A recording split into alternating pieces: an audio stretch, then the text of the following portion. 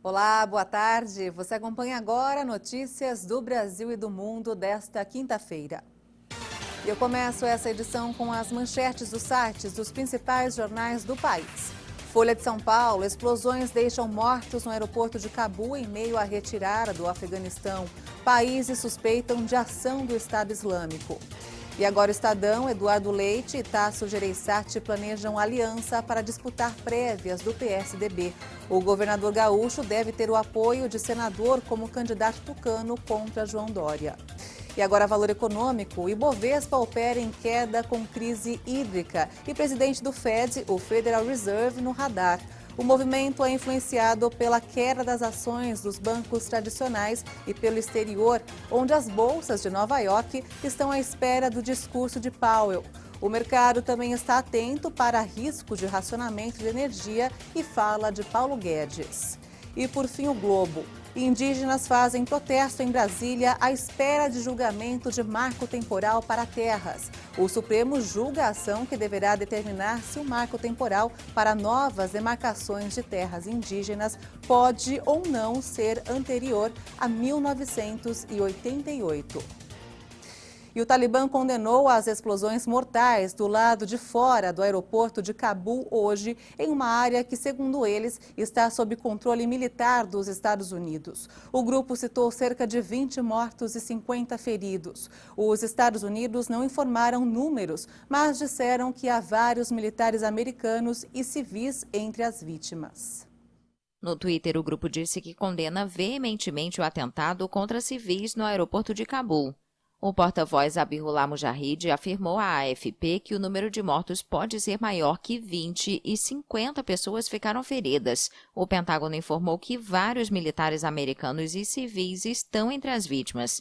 Wir kennen noch nicht alle Einzelheiten, aber die Terroristen haben auf Menschen gezielt. Não sabemos todos os detalhes ainda, mas terroristas alvejaram pessoas que aguardavam nos portões do aeroporto com a esperança de ir embora. Elas queriam segurança e liberdade e é por isso que este é um ataque hediondo em uma situação muito tensa. Sehr angespannten Situation und ich denke in diesen Minuten natürlich an die Opfer und ihre Angehörigen. O presidente dos Estados Unidos, Joe Biden, cancelou os compromissos agendados para focar no monitoramento do ataque. A Casa Branca afirmou que adiou uma reunião com o primeiro-ministro de Israel e cancelou outro evento. O Reino Unido realizou uma reunião de emergência para tratar da situação em Cabul.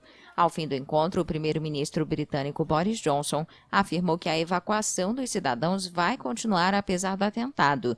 Os Estados Unidos e os aliados se comprometeram a abandonar o Afeganistão até o dia 31 de agosto.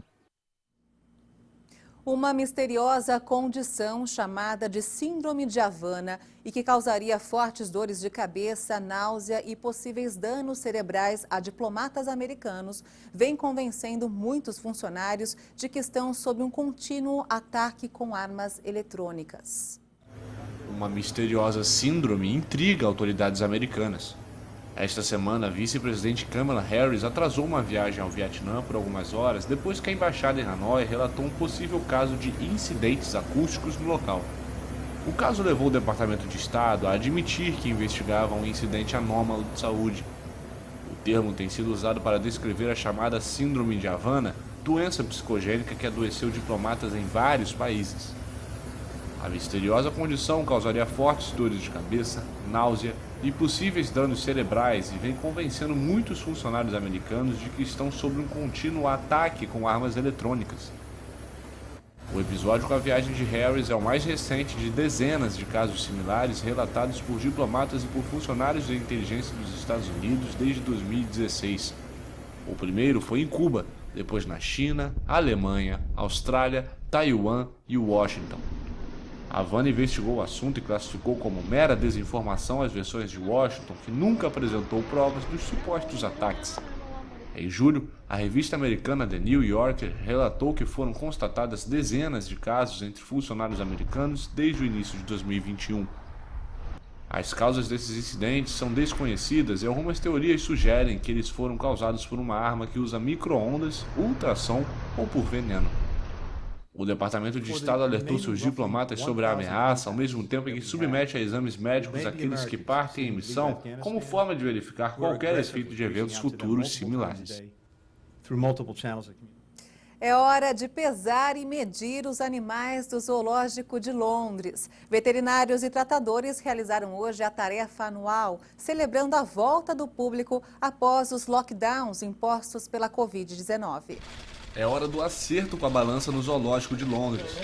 Não importa a espécie, a bicharada da capital inglesa passou o dia sendo pesada e medida. O procedimento ocorre anualmente e movimenta toda a equipe de veterinários e tratadores. É importante porque serve como registro de comparação. O que mudou com o peso dos animais? Podemos comparar com a mesma espécie vivendo na natureza, podemos ter a certeza de que nossos animais estão saudáveis, mas também mostra uma possível gravidez. Dá para observar a mudança de peso ao longo do tempo, que nos dará a indicação de que há uma gestação saudável. Para cada espécie, a estratégia usada é diferente para obter o peso do animal. Mas na maioria das vezes, uma guloseima facilita o trabalho, como no caso dessa tartaruguinha. A pesagem esse ano foi comemorada com a volta dos visitantes. Trabalhei durante todos os lockdowns e aqui se tornou um lugar muito quieto e triste, sem visitantes. Ter as pessoas de volta é incrível. O verão boreal tem ajudado ainda mais no ânimo das pessoas, mesmo que as visitas ainda precisem ser realizadas sob algumas restrições para evitar o contágio da Covid-19. Entre os animais, o sol e o tempo significam a chance de um espetáculo de beleza. Pelo menos na água, todo mundo está em forma. E essa edição fica por aqui. Você acompanha outras informações durante a nossa programação.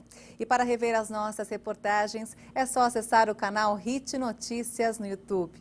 Obrigada pela sua companhia. Tchau.